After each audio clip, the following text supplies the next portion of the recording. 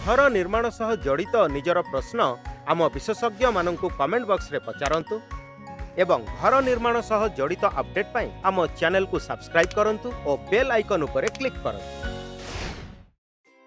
Concrete mix हेबा परे ताहाकु शीघ्र व्यवहार न कले मिक्सचर सेट होई पारिबो। सेथिपई कंक्रीट रो परिवहन एवं स्थानित करिवार काम सतर्क रही करिबा आवश्यक। मिक्सचर को परिवहन करिबा समय रे झटका लागिबा उचित नुहे। पानी देबार 30 मिनिट भितर कंक्रीट को शटरिंग रे भरिबा जरूरी। ध्यान रखंतु जे कंक्रीट प्लेस करिबा समय रे फोम कामर अलाइनमेंट को धक्का पहुंचीबा उचित नुहे। कंक्रीट देबा समय रे ध्यान रखंतु जे उच्चता 1 मीटर रु अधिक हेबा उचित नुहे एवं उच्चता अधिक थिले सूट व्यवहार करंतु। जदि स्लैब कंक्रीट करूछंती ताहाले फोम वर्क रो गोटिए कोणरू कंक्रीट प्लेसिंग रो आरंभ करंतु। आहुरी स्लैब स्लोपिंग होइतिले सब बेले स्लोप थिबा साइड रु काम आरंभ करंतु।